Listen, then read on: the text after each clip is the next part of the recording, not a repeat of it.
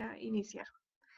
Buenas tardes, esta es una reunión del seminario Transmedia y Mercadeo de Unitec. Hoy les voy a hacer una presentación sobre economía naranja. Esta presentación se hizo en el primer Congreso Internacional de Economía Naranja e Industrias 4.0 en el SENA el año pasado.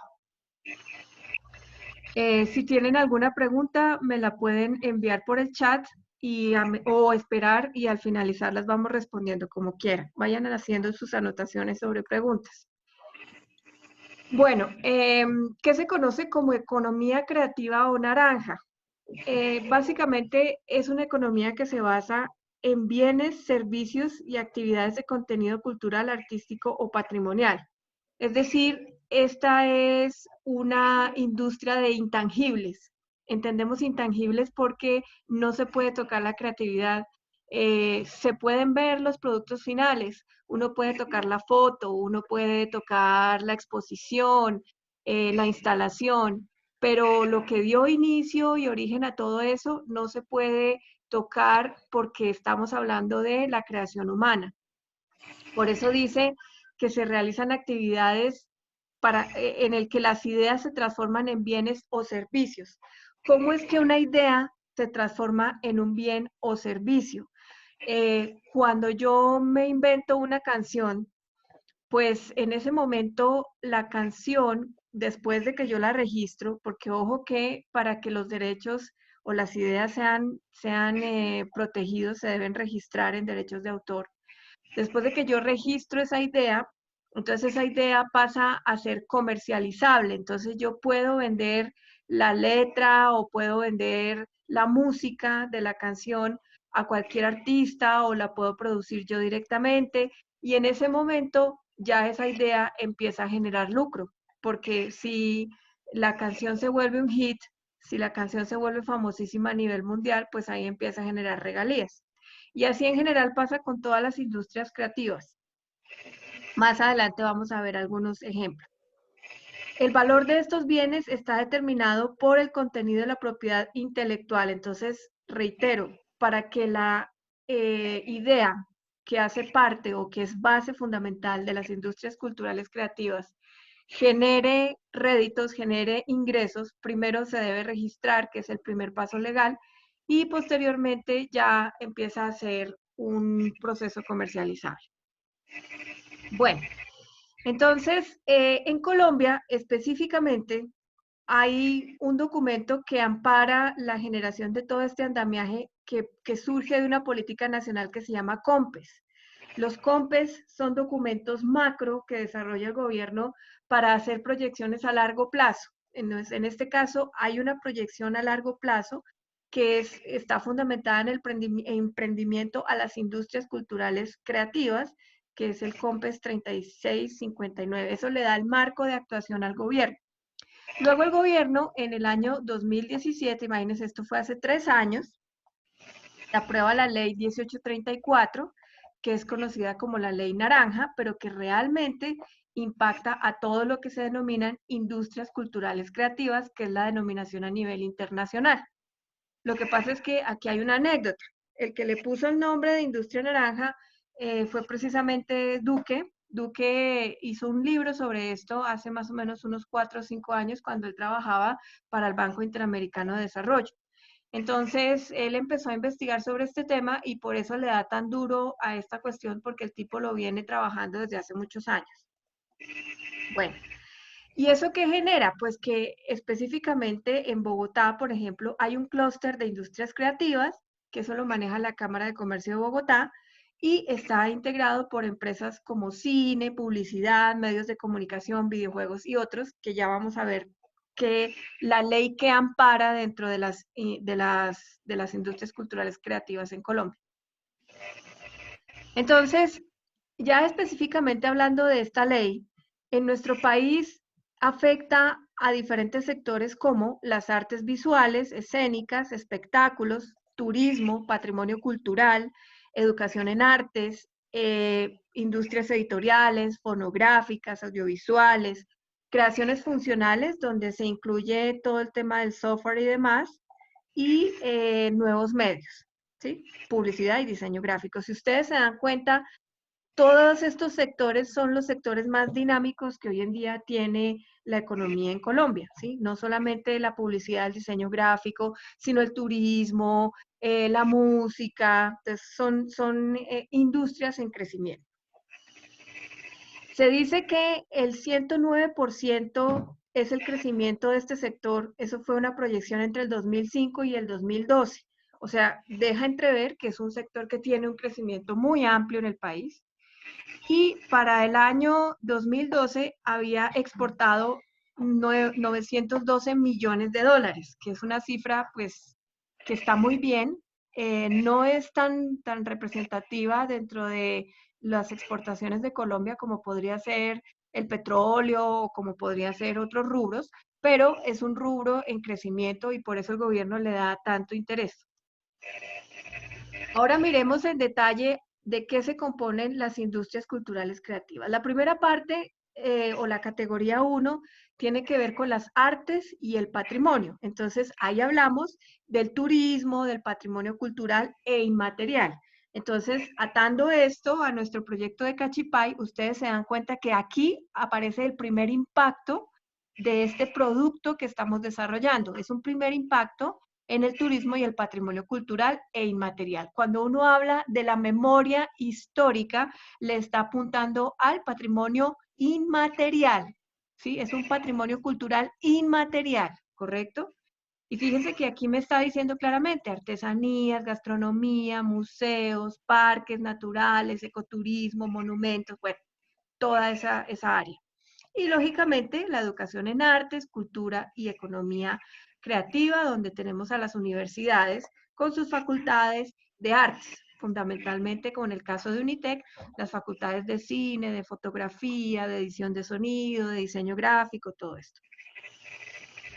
La categoría 2, que son las industrias ya denominadas culturales, tenemos entonces las de toda la vida, que son la industria editorial, donde está literatura, edición de libros, librerías, la industria fonográfica, que en este caso es la música grabada, y pues hoy en día también son los espectáculos en vivo, y la industria audiovisual con el cine, la televisión, el video, radio, agencia de noticias y otros servicios de información.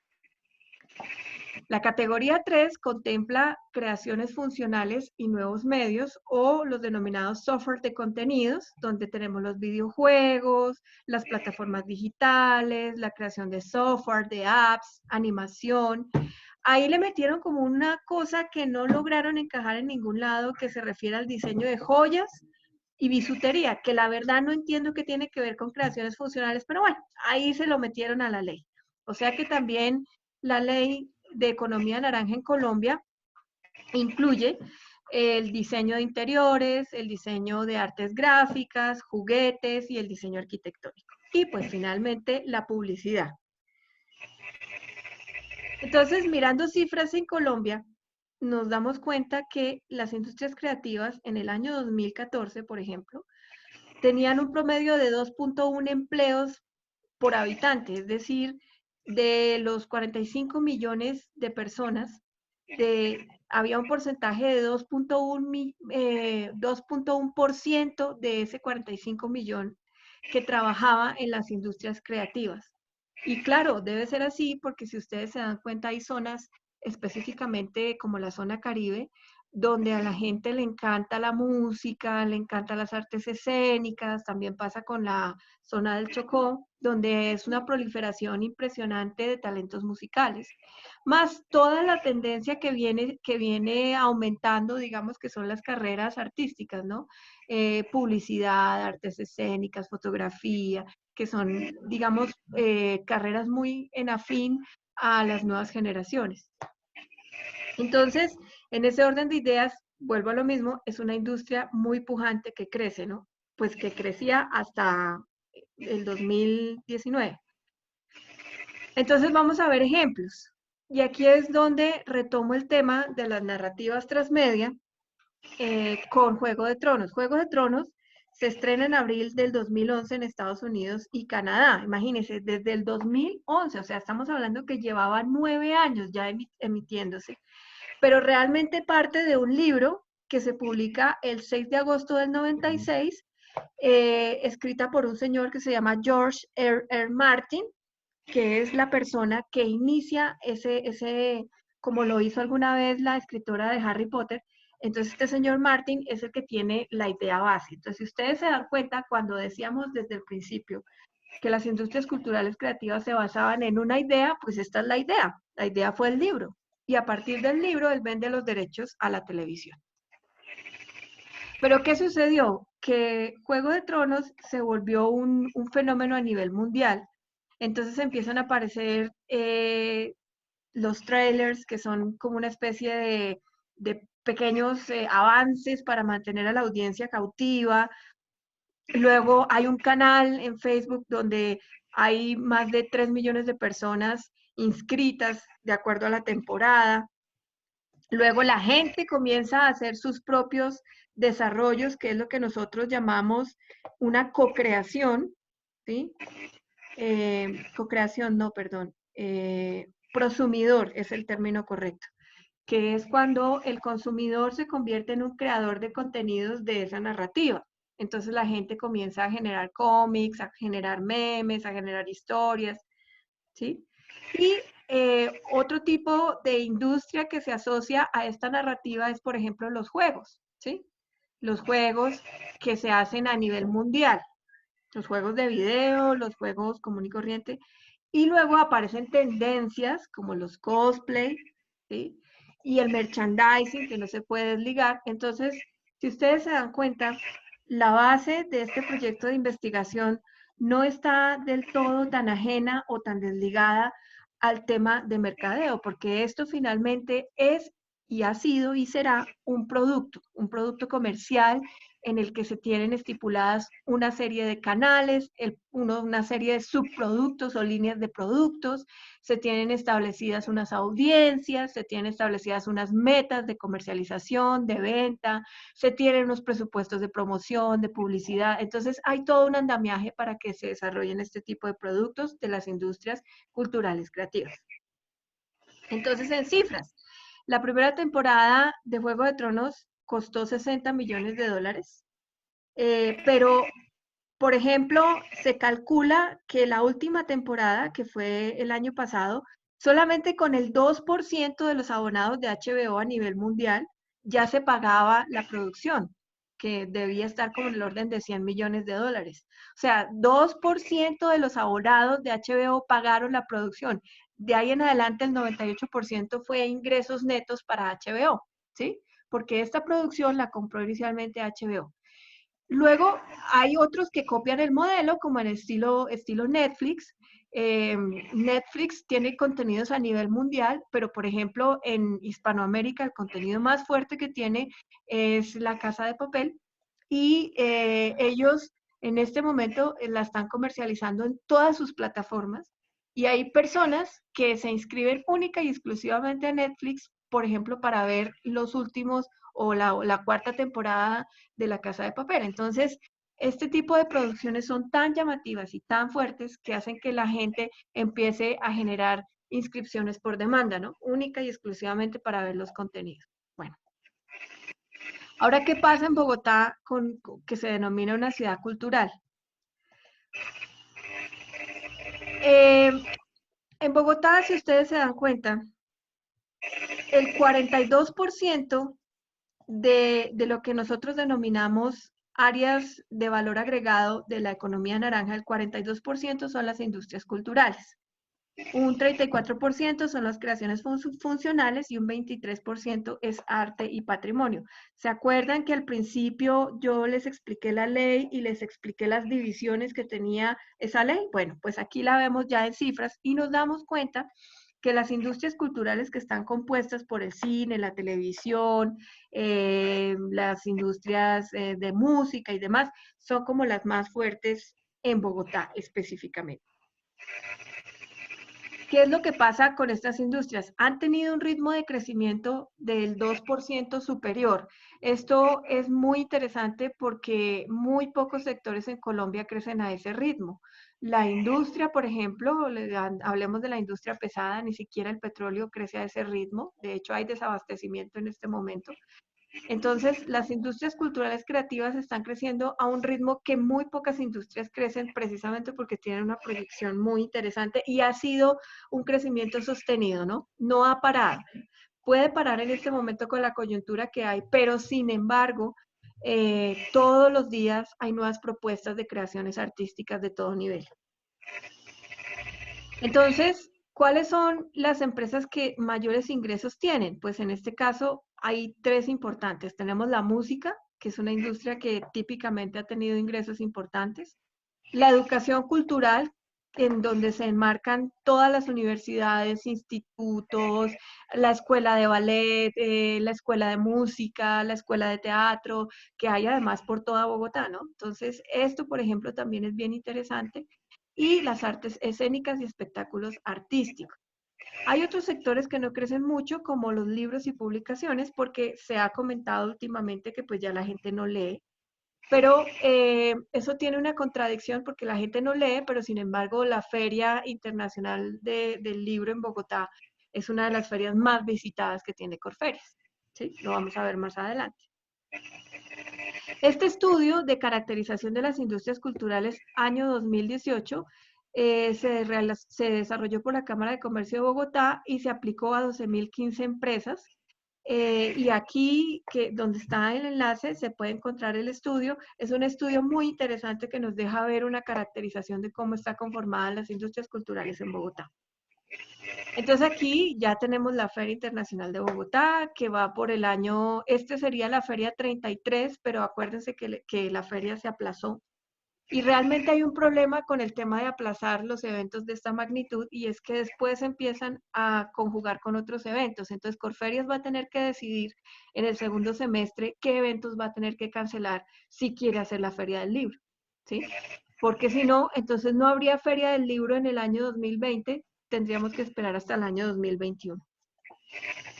El Festival Iberoamericano de Teatro de Bogotá, que fue muy importante hace una década atrás, en los años 80 y 90, cobró mucha importancia, fundamentalmente en los 90, pero a partir de que murió Fanny Mickey ya empezó a decaer. Pero sin embargo, esta es una feria que congrega compañías de teatro a nivel internacional. Y hay compañías de teatro inclusive que esperan los 4 años que era, creo que era el formato anterior para poder participar. Se preparaban todo ese tiempo para que fueran seleccionados por la Feria Internacional de Teatro de Bogotá y participar en el festival. ¿Sí? Hasta ese nivel, tiene un nivel de renombre internacional, o tenía, ya no sé.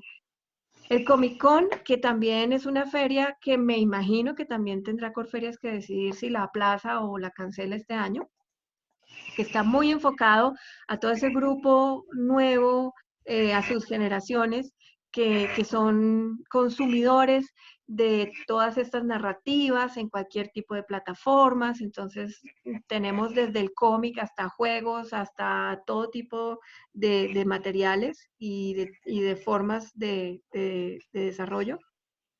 Y el sofá y el Comic Con están muy relacionados porque estas son las industrias de la fantasía, pero tienen un alto potencial en creatividad y vuelvo y reitero, están muy enfocadas a las generaciones actuales. Y pues otros festivales como el Jazz al Parque. Entonces, si ustedes se dan cuenta, en Bogotá había una altísima oferta cultural, que todavía pues esperemos que se reanude la cosa y que pueda funcionar.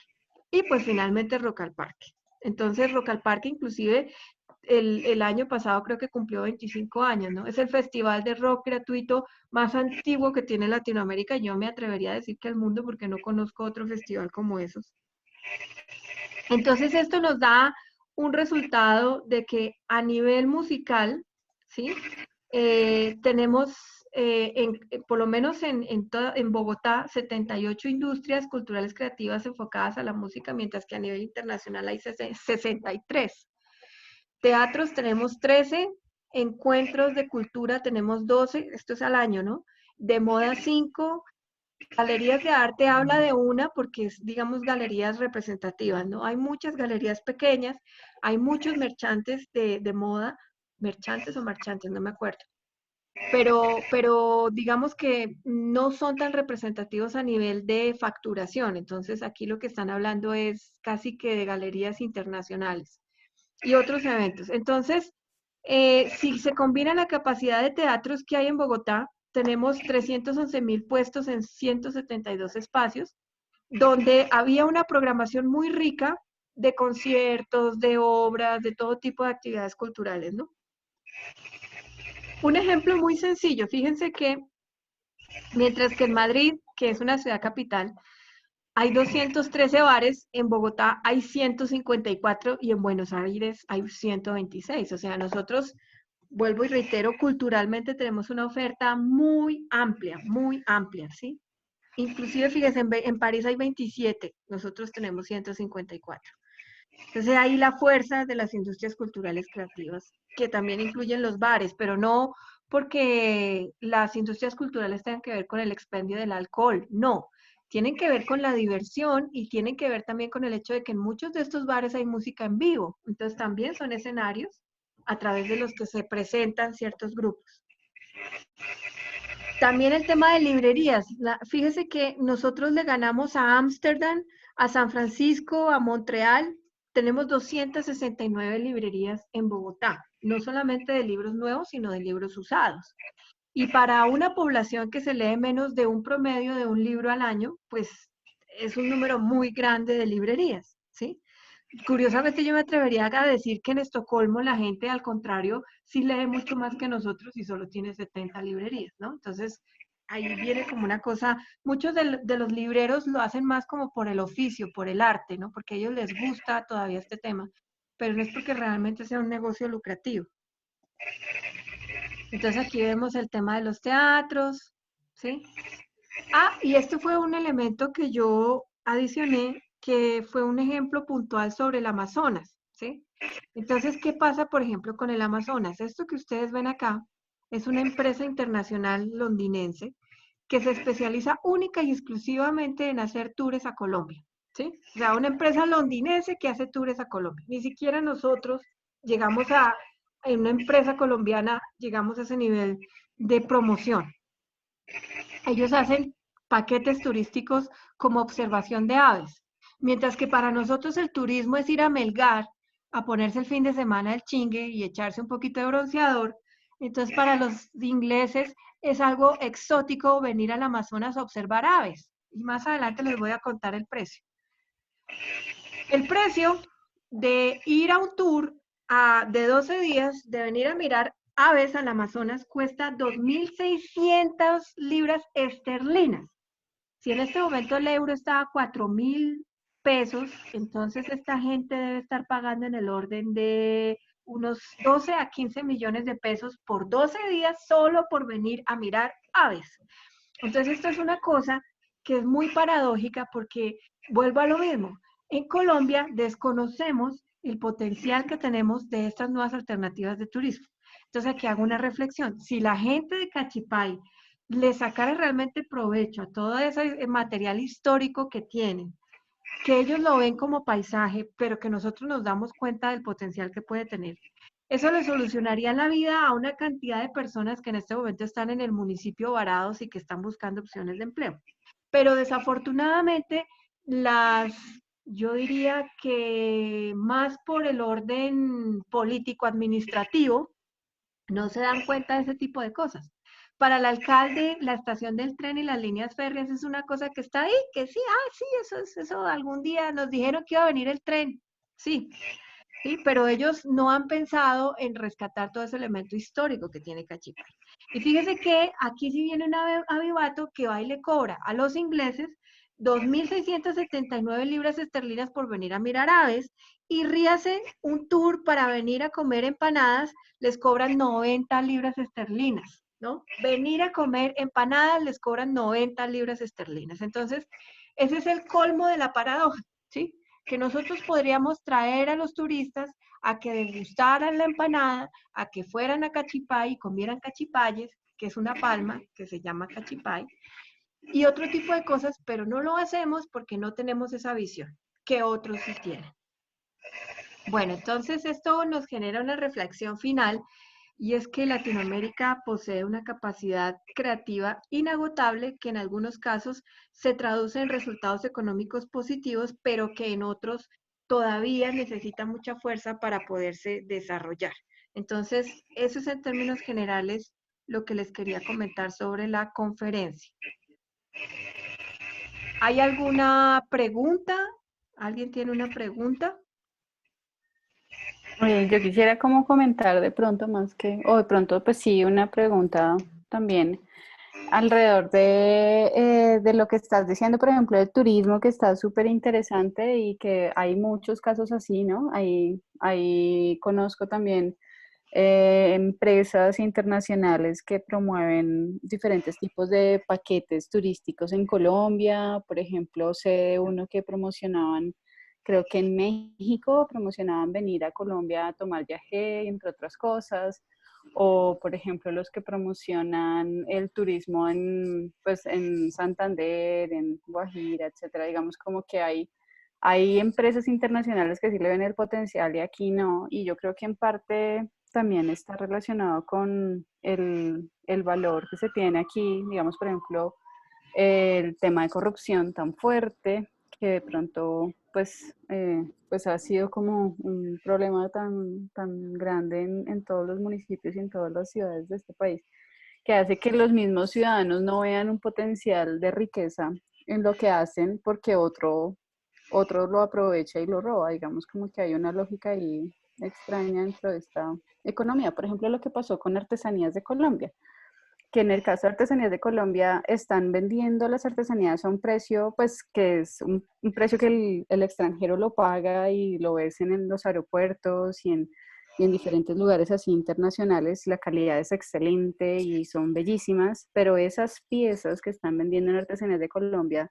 no se las pagan a los creadores, a los artesanos, al mismo valor en que lo venden, ¿sí? Obviamente, pues siempre debe haber un tema de ganancia, pero es una cosa como extrema, digamos, está el que hace, la tejedora que hace el sombrero volteado y lo vende a 10 pesos, pero se lo compran a 10 pesos, pero lo venden en Artesanías de Colombia a 300 pesos, ¿sí? Entonces, como que ese tipo de cosas hacen que las industrias creativas pues tengan bastantes problemas, digamos, a mi modo de ver. Por ejemplo, lo que uno ve cuando está en el BAM, en el Bogotá Audiovisual Marketing, que es como uno de los mercados que Bogotá tiene y que ahorita, por ejemplo, también está aplazado por todo este tema de la contingencia. Ay, perdón, a mi vecino le dio por hacer Tranquila, profe. remodelaciones y estaba grabando esta reunión también, pero creo que no te va a servir el audio por eso.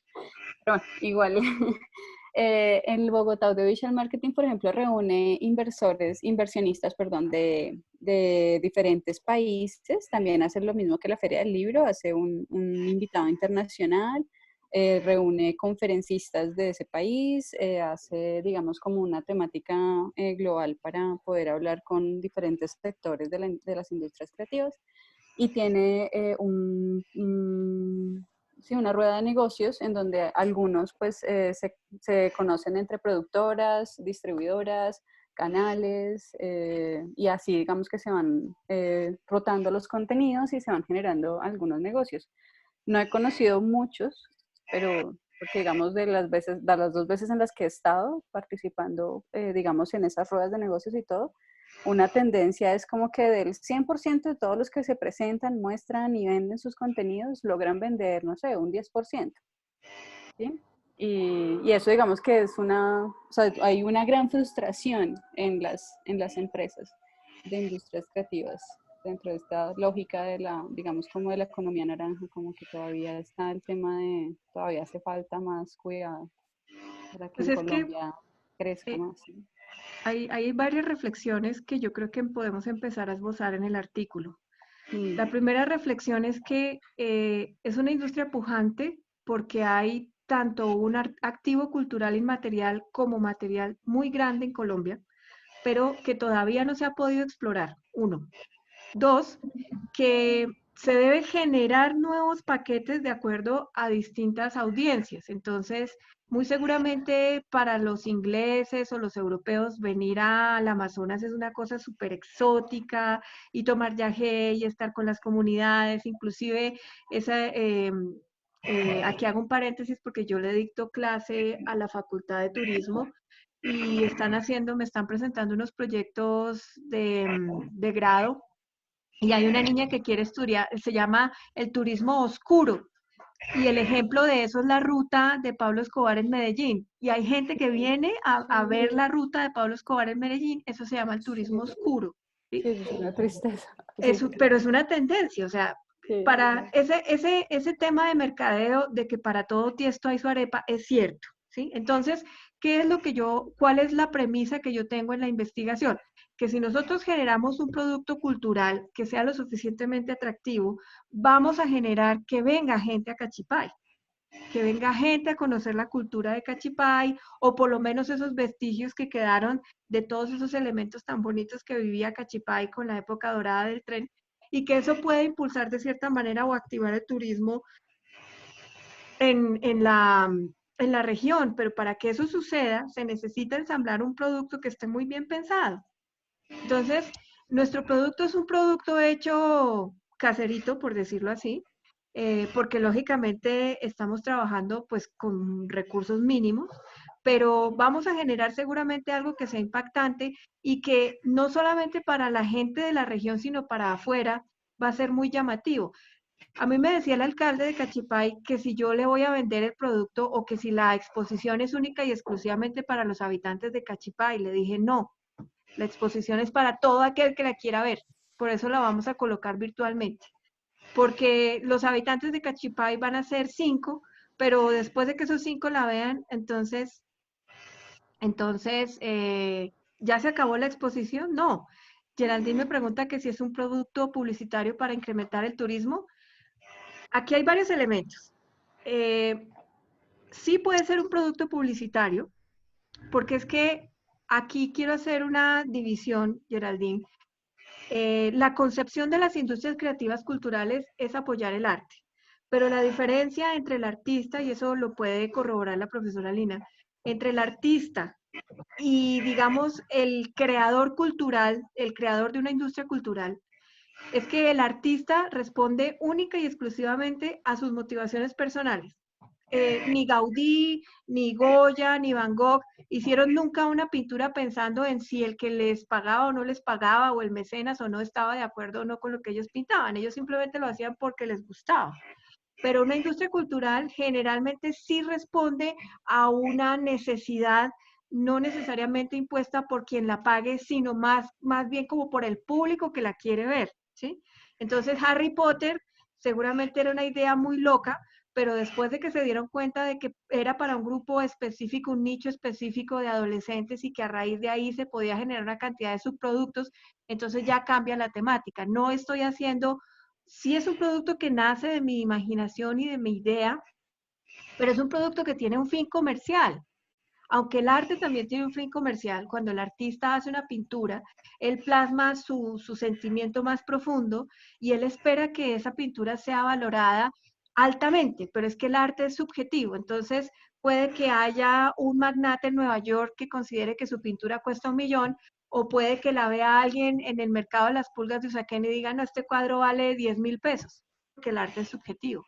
En cambio, una industria cultural creativa es una industria muy bien estructurada, que tiene un presupuesto, que tiene unas proyecciones. Por eso yo les comentaba desde el principio que es un producto, y todos los productos en mercadeo tienen todas esas características.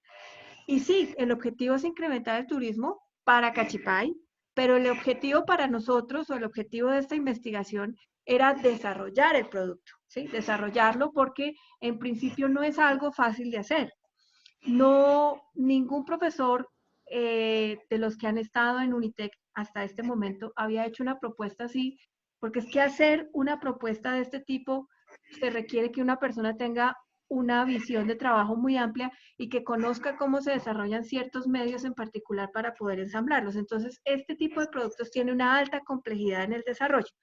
Sin embargo, aquí viene el tercer punto del que les quería hablar en relación al enfoque del, en relación del enfoque del artículo, es que para Unitec es un primer acercamiento. Aunque ellos tienen facultad de arte, nunca habían pensado en el arte como un producto comercializable. Eso para ellos es nuevo. sí se sabe que el arte se debe generar un fin, es decir, la gente que hace producciones de cine espera que eso tenga un fin, la gente que hace fotografía espera que eso tenga un retorno de inversión, pero nunca o hasta ahora no he visto que se les dé realmente esa visión comercial que se requiere para que efectivamente un producto pueda tener un impacto comercial. Entonces, esa es una primera también reflexión para la institución. Y también es una reflexión inclusive para nosotros, porque lógicamente la visión que tiene Geraldine como fotógrafa es distinta a la que tiene Julián como mercadólogo. Los dos tienen una visión diferente y van a tener una visión diferente de este producto. Entonces, esas visiones también enriquecen porque el día de mañana podríamos inclusive proponer, desde el punto de vista de la universidad, un diplomado o un seminario enfocado única y exclusivamente a la comercialización de productos culturales creativos, por ejemplo, ¿sí? Entonces, es muy importante aterrizar toda esta experiencia en una serie de reflexiones que sean útiles tanto para la universidad como para cualquiera que lea ese artículo y que diga, oiga, estos locos hicieron esta experiencia que llevaron gente y que tal y cual, porque al fin de cuentas lo de llevar la gente hasta allá, lo de filmar y todo, se quedaría en nada si esto no se expone, si no se muestra, si no se mueve, si no se difunde, ¿sí? Que es lo que le pasa a la mayoría de artistas. Son Y muy buenas eso, producciones, pero si no se difunde, si no se vende, no existe. en eso, perdón, meto la cucharada, profe, porque sí está, digamos, como el tema es la distribución.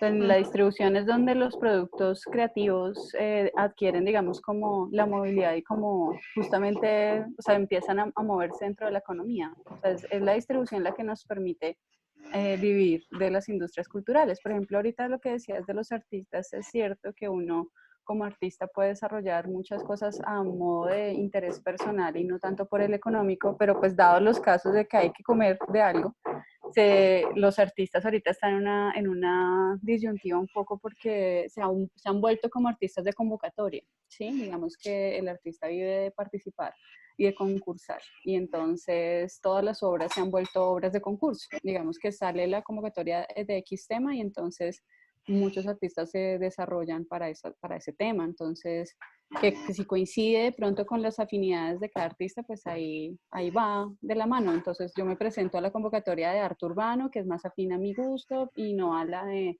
arte social, pero sí, digamos como que en esa medida el tema económico es fuerte igual porque pues los artistas han tenido que irse como amoldando y son pocos los que están, digamos, por lo menos en Colombia, no, pues los artistas que están desarrollando obra y que, por ejemplo, para el Salón Nacional de Artistas, para los premios, por ejemplo, de Luis Caballero y ese tipo de obras que están haciendo de verdad así investigación y hacen unas puestas muy interesantes.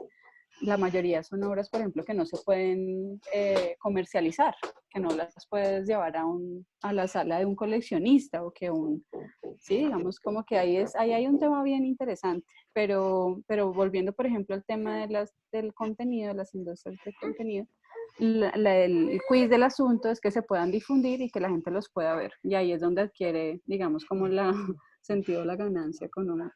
Entonces, si no se ve, no funciona. Y ahí, digamos que mi pregunta sería en torno a Cachipay. Si en el caso de la web, por ejemplo, que puedan, si se puede hacer esa potencia para que pues, de verdad mucha gente lo pueda ver y se pueda difundir ese contenido, para que en Cachipay se vea como también como que así, con un contenido así de este estilo, se pueda traer visibilidad a nuestro municipio, por ende podemos invertir más en hacer más contenidos para atraer más turismo, Es como si que fuera. eh, ahí hay varias partes interesantes otra vez para rescatar para el artículo, reflexiones. Uno, eh, el artista también debe entender que no necesariamente debe desarrollar sus habilidades para cubrir una convocatoria. También hay nichos de mercado que el artista puede desde su profesión cubrir. Esos nichos de mercado son todas estas actividades individuales que estamos tratando de hacer. Cachipay es uno de los tantos municipios. En Colombia hay 1000 municipios. Y si uno replicara un Cachipay 360 en los 1000 municipios de Colombia, porque cada municipio tiene una historia que contar, desde los 360 grados que estamos viendo a Cachipay.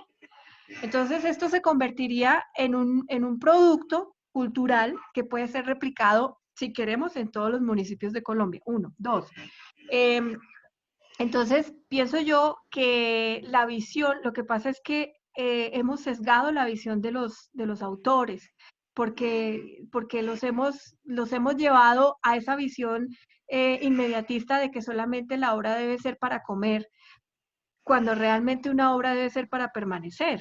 ¿Sí? Las industrias culturales creativas y, por ejemplo, estas megaproducciones que hacen en Estados Unidos y a nivel mundial, cuando hicieron Lo que el viento se llevó, no se imaginaron que era para que generaran unos dólares. Ellos lo hicieron con el contexto de que permaneciera esa película por sécula seculorum, y es lo que han logrado. Entonces, ahí también uno debe entender que trabajar a nivel cultural implica ser un poco más extendido y pienso que la reflexión también debe ser que el artista debe buscar nuevos nichos.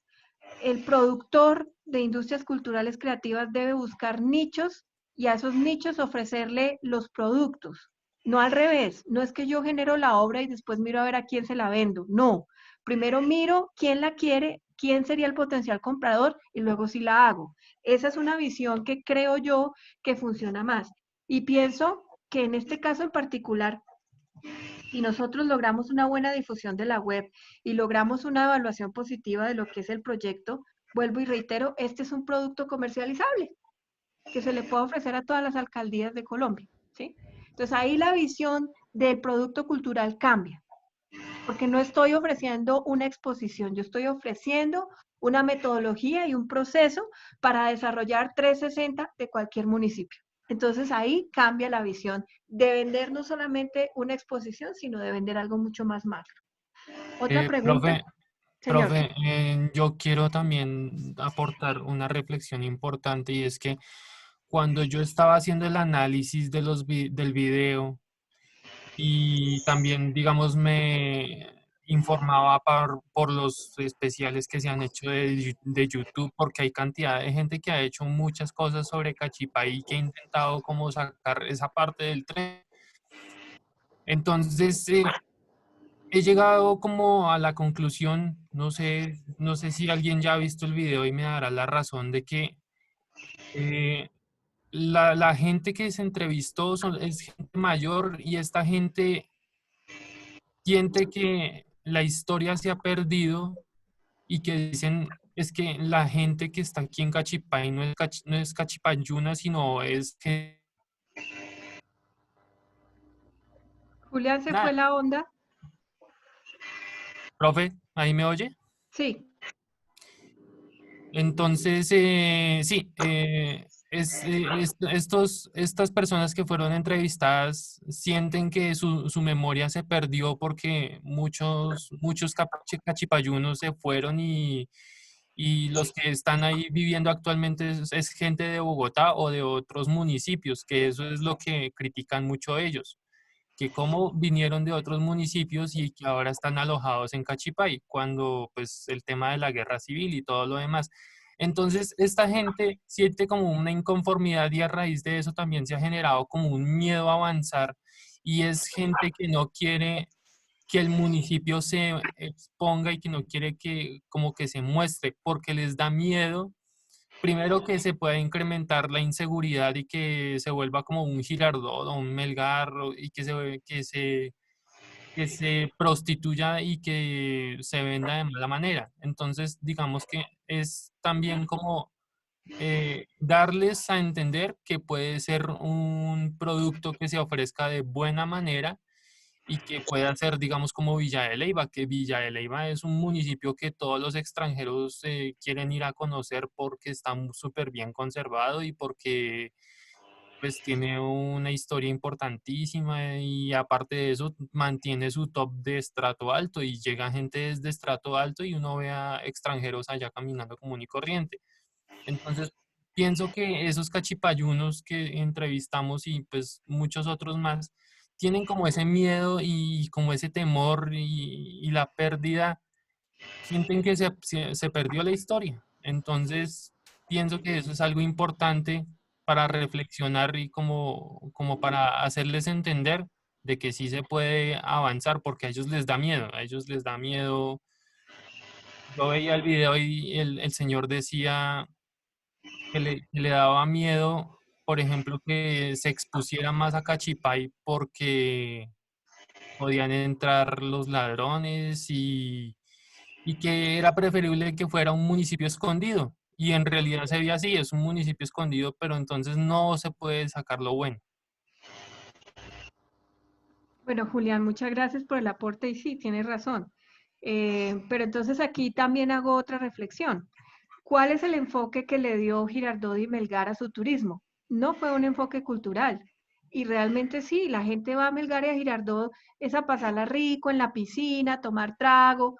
Ese es el concepto de Melgar y Girardot.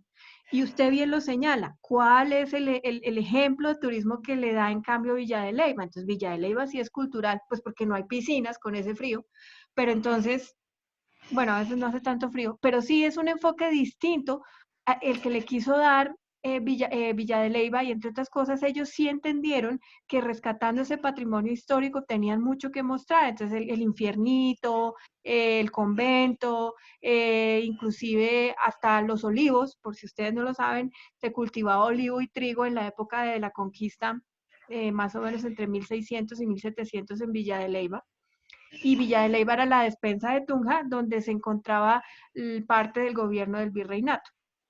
Entonces, ese tipo de cosas la gente las desconoce, pero es interesante recuperarlas. Por eso, este proyecto se llama Recuperación de la Memoria Histórica, que vuelvo y les repito, es un activo intangible. Y a los activos intangibles sí se les puede sacar billete, y si no, entonces imagínense el Festival de Barranquilla, que es un activo intangible. Ellos se lo inventaron, ellos lo promocionaron, ellos lo comercializan, igual que la Feria de Cali, es un activo intangible. ¿Por qué es intangible? Pues porque aunque vayan bandas, aunque la gente salga a la calle, aunque uno ve los disfraces, es todo ese concepto, igual que Río de Janeiro y tantas otras fiestas que hay a nivel mundial, son activos intangibles. ¿Sí? Entonces, lo que yo vi cuando llegué la primera vez a Cachipay, que realmente me impactó, fue ponerme a pensar que cómo es posible que el Hotel Bagatel, que fue el segundo hotel que se fundó en Cachipay, que es una casa muy bonita, se esté cayendo y está en el marco del pueblo y la están vendiendo caída. Es una tristeza. Yo a partir de ahí me puse a reflexionar y dije, ¿cómo es posible que un pueblo que tenga toda esta cultura, toda esta historia y se está cayendo y lo están dejando, lo ponen en venta? Entonces ahí fue donde nació el proyecto. Independientemente de los resultados que genere, porque finalmente puede que impacte como puede que no, que esto es lo que vamos a ver en la segunda fase de implementación del proyecto, ¿sí? Esto es lo que vamos a validar, si el producto funciona o no funciona. Pero eso nos va a arrojar luces junto a todas estas reflexiones que hemos venido dando, porque si ustedes se dan cuenta, el impacto no es solamente económico, es un impacto cultural, es un impacto que también permea a las comunidades. Y como hablábamos con la gente de Cachipay, si la comunidad no es una comunidad atractiva, amable para recibir al turista, si medianamente ni siquiera hay alguien que los lleve a pasear por las vías del tren, pues ¿qué turismo va a haber? Ninguno, porque uno llega a Cachipay y le pregunta a alguien y ni lo saludan. Entonces, sí, es una cuestión que tiene que también el municipio colocar de su parte y tiene que haber operadores turísticos, personas, que de hecho el muchacho más joven que es el que habla es un operador turístico, el único operador turístico que yo conocí en Cachipay es él.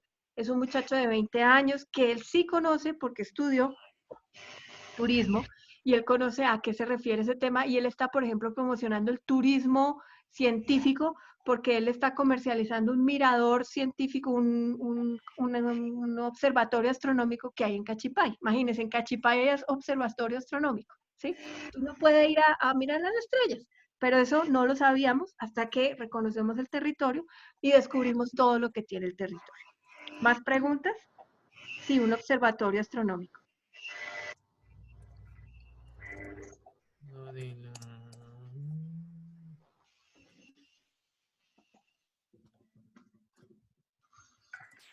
No, a mí me ha parecido muy interesante, profe, la charla y pues como lo has conectado con todo lo que han hecho con Cachipay, de verdad que sí es una oportunidad muy, muy bonita y pues que se puede ser, digamos, como un ejemplo a seguir si queda todo muy bien hecho, que así yo creo que va a ser, muy seguramente sí. Y pues en el caso del artículo, pues ya que has dado estos como como puntadas que está bueno para que tengamos en cuenta en la estructuración pues, del texto, pues lo voy a tener en cuenta aquí y pues yo creo que pueden ir surgiendo más cosas, pero está muy, muy interesante. Bueno, muy bien, entonces pues esa era la idea. Si de pronto Julián o Geraldine pueden hablar con Felipe y contarle, porque pues Felipe es una pieza clave, porque si Felipe no hace una buena página, aunque yo sé que él es experto en eso, pero esto es parte del soporte del andamiaje, porque a través de la página es que se va a empezar a hacer la promoción. Pero vuelvo y reitero, hasta ahora volvemos a lo mismo, esto es un producto beta. ¿Sí? Esto es un producto beta y precisamente ese es el fondo de la investigación, porque hay que plantear si un producto como esto realmente sirve para recuperar la memoria histórica, si un producto como esto realmente impacta a la comunidad de manera positiva, si un producto como estos puede aumentar elementos como el turismo, como la promoción. Esas son todas las premisas que tiene la investigación y que tendremos que ir respondiendo paso a paso con lo que vaya generando. En Yo esta creo fase que lo único que estamos haciendo es el producto, que esperamos que termine. Pero la siguiente fase, que es el otro semestre, es cuando realmente empieza la parte dura, que es el análisis. ¿Sí? Yo creo que ahí de la mano, por ejemplo, en el caso del artículo, se puede mencionar un poco estas preguntas que acabas de decir y creo que en parte pues lo veo un poco venir, está dentro de las respuestas que tiene que ser un trabajo en conjunto con el municipio. Digamos, como pues ustedes están diciendo, se necesita que la misma población tenga un modo de pensar, un modo de actuar conforme, digamos, al objetivo de atraer un turismo dentro del enfoque, o bueno, digamos como un bienestar económico dentro del enfoque de un turismo responsable, de una recuperación de la memoria histórica. Y digamos que ahí es un tejido de muchos factores, de muchos roles, de muchos personajes aquí. O sea, no solamente es el producto que se está haciendo de parte de aquí de la universidad, de este grupo de investigación, sino también cómo el mismo municipio tiene que apropiarse de eso para que pueda también funcionar. Y en el caso, por ejemplo, de lo que está haciendo Felipe con la web, pues dentro de lo que conozco de publicidad y todo, pues claro que sí tiene que estar súper alineado, por ejemplo, con quienes van a conocer este contenido a nivel online, digamos, a quienes les van a interesar, que obviamente no son solo los habitantes de Cachipay, sino diferentes sectores, ¿sí? Por ejemplo, estaba pensando si a nivel de turismo en Cachipay se puede hacer deporte. El deporte o sea, es otra de las áreas que puede movilizar también un sector económico, ¿no? Entonces, no sé, digamos la gastronomía, ¿sí? Aquí en este caso está, bueno, ahí está el ciclomontañismo. Y digamos, por ejemplo, el tema de memoria histórica, que es como el foco de aquí, pues entonces a quién le puede interesar el tema de memoria histórica de Cachipay a través de toda la movida en Instagram, en Facebook, en la web, pues porque es parte, digamos, como del movimiento que uno tiene que hacer para que esto tenga visibilidad, ¿no?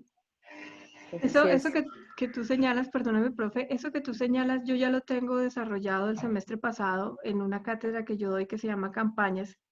súper. Dos grupos de alumnos generaron dos campañas, pues que no es que sean las campañas espectaculares, pero ellos sí identificaron muy bien que el mercado prioritario eran los estudiantes, por ejemplo. Y Súper. identificaron que hay ciertos estudiantes de ciertas facultades, de ciertas universidades que estarían dispuestos a hacer una inversión de un fin de semana, por ejemplo, ir a conocer el tren, a tomar fotografías, a caminar los caminos reales, a inclusive ir al turismo científico, ¿sí? Este es el Sí, otro tipo de turismo que no es el turismo de Melgar, que no es el turismo claro.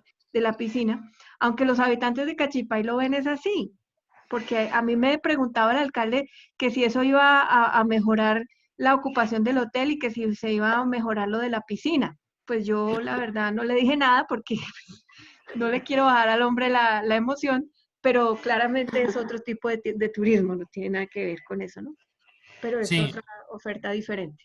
me parece importante lo que dice Lina y lo conecto con lo que dice usted, profe, de que es importante que hayan deportes como el ciclomontañismo, que las condiciones se dan por cómo cambia el nivel sobre el mar. En una parte de Cachipay es súper helada y la otra es súper cálida. Y eso, pues la gente de Cachipay, la parte de los balnearios lo ve como una parte para mostrar, pero en realidad eso no es lo que hay que mostrar, sino más bien lo que está usted comentando, profe, la de la parte ecológica y lo de la parte científica, y así también pues la parte de deportiva. Sería increíble, pues, por ejemplo, aprovechando ese nivel del piso que sobre el mar que tiene, pues poder hacer cable aéreo. Me parecería genial poderlo hacer y es una experiencia que no se ve en todo lado.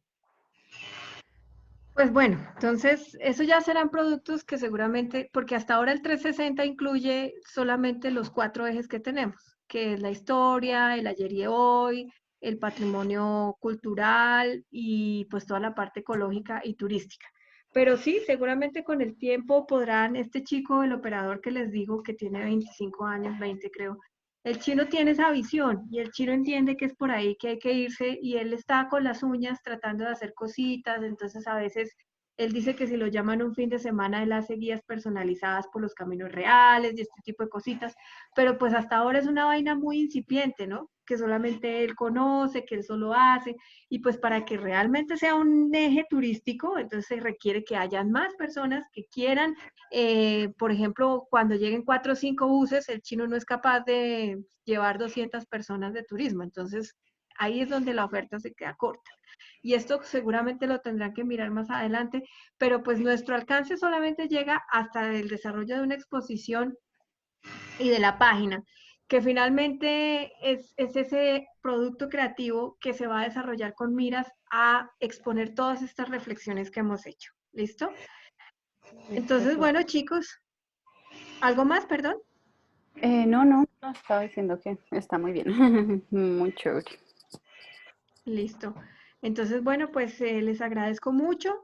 Creo que ya con esto tenemos unos insumos muy importantes para que tengamos claro hacia dónde podemos enfocar el artículo. Y yo pensaría que en este mes de Y, abril y mayo tenemos todo el tiempo suficiente para hacer un esbozo de algo muy bien hecho, ¿sí? profe, una cosita, ahorita que lo dices, se me estaba escapando, pero sí quería preguntarte aquí dentro de todo esto, hacia dónde puede ir el artículo un poco, puede ser el tema de identidad también, ¿verdad? O sea, digamos, como están con el eje de memoria histórica, de turismo, de ecoturismo, pues de recuperación de patrimonio, bueno, y están las industrias creativas culturales.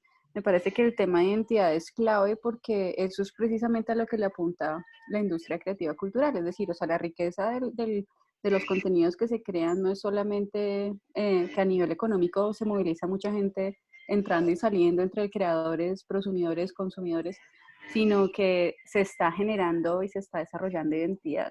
En el caso de Cachipay, eso debe ser clave para que justamente puedan tener pues como un turismo responsable de acuerdo a lo que es el municipio, ¿sí?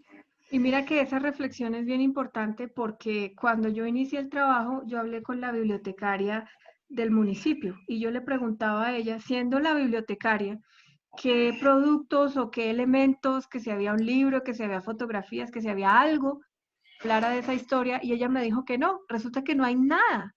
Lo que hay son archivos personales de ciertas personas del pueblo que guardaron sus fotos, pero son archivos que ellos guardan ahí bajo llave en la casa y que no se los muestran a nadie. Y se muere la gente como el señor que se entrevistó, que fue el Mm. primer alcalde de Cachipay.